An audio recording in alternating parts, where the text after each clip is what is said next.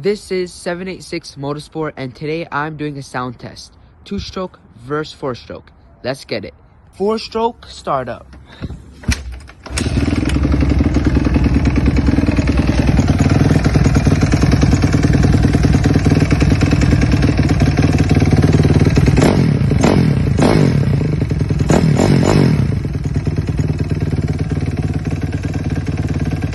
Two-stroke startup.